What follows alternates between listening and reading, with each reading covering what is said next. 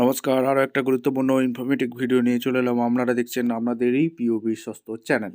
রাজ্য সরকারি কর্মীদের নবান্ন একটা বিজ্ঞপ্তি দিয়ে জানিয়ে দিয়েছে অর্থ দপ্তরের থেকে কারা সুবিধা পাবে, কি সুবিধা পাবে জানিয়ে দিল সরকার। ঠিক আছে, কি আপডেটটা উঠে আসছে, গুরুত্বপূর্ণ ভিডিও উঠতে যাচ্ছে, কেউ স্কিপ করবে না, অবশ্যই মনোযোগ দিয়ে দেখো। যারা চ্যানেলে নতুন, একটাই রিকোয়েস্ট, একটা লাইক, কমেন্ট, শেয়ার করে সাবস্ক্রাইব করে দেবে। স্টেপ টু স্টেপ আপডেটগুলো আপনাদের সামনে তুলে ধরছি। খুব গুরুত্বপূর্ণ ভিডিও, যতগুলো তোমাদের গ্রুপ আছে সমস্ত গ্রুপে শেয়ার করে দেবে।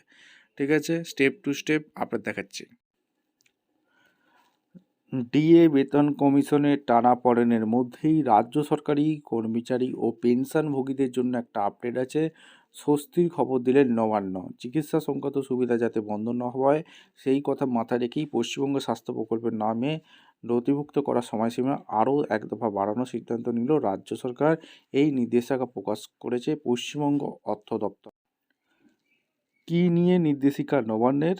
পশ্চিমবঙ্গ সরকারি অধীনে কর্মরত সরকারি কর্মচারীরা পেনশনভোগীদের জন্য রাজ্যের অর্থ দপ্তর ওয়েস্ট বেঙ্গল হেলথ স্কিম বা WBHS এর নামে নথিভুক্ত করার সময়সীমা নিয়ে এই নতুন নির্দেশিকা জারি করেছে মেডিকেল সেলের পক্ষ থেকে। এই নির্দেশিকা দেওয়া হয়েছে।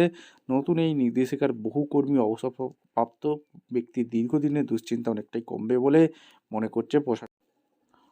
অর্থ দপ্তরের বিজ্ঞপ্তিতে জানানো হয়েছে, পশ্চিমবঙ্গ স্বাস্থ্য প্রকল্প এনভায়রনমেন্ট বা ডিজিটাল নথিভুক্তির শেষ তারিখ আরও এক দফা বাড়ানো হলো। এর আগে এই সময়সীমা নির্ধারিত ছিল 31শে অক্টোবর 2025 পর্যন্ত, কিন্তু প্রশাসনের কাছে আসা তথ্য অনুযায়ী এখনও বহু সরকারি কর্মচারীরা পেনশনভোগীর এই পোর্টালে নিজেদের নাম নথিভুক্ত করতে পারেননি কিংবা ডিজিটাল সার্টিফিকেট সংগ্রহ করেননি।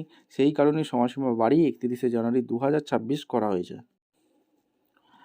কারা কারা এই সুবিধা পাবেন? এই সময়সীমা বৃদ্ধির সুবিধা শুধু কর্মরত কর্মীদের জন্য নয়, অবসরপ্রাপ্তদের ক্ষেত্রেও সমানভাবে প্রযোজ্য। এই সিদ্ধান্তের আওতায় থাকছেন রাজ্য সরকারের স্থায়ী কর্মচারীরা, রাজ্য সরকারের পেনশনভোগী ফ্যামিলি পেনশনরা, পশ্চিমবঙ্গ কর্মরত all India service AIS officer এবং তাদের পেনশনভোগীরা এই সুযোগ সুবিধা পাবে। কী করতে হবে কর্মীদের? নবান্নের তরফে জানানো হয়েছে, যারা এখনও পর্যন্ত WB হেলথ স্কিমের ডিজিটাল প্রক্রিয়ায় অংশ নেননি তাদের জন্য এটি কার্যত শেষ সুযোগের হতে পারে। অর্থ দপ্তরের তরফে জানানো হয়েছে, সরকারি কর্মচারীদের দ্রুত তাদের নিজ নিজ অফিসে, হেড অফিস, DDO এর সঙ্গে যোগাযোগ করে প্রয়োজনীয় তথ্য আপডেট করতে হবে। নির্ধারিত সময়ের মধ্যে নাম নথিভুক্ত না হলে ভবিষ্যতে চিকিৎসা ক্ষেত্রে ক্যাশলেস সুবিধা পেতে সমস্যায় পড়তে পারে।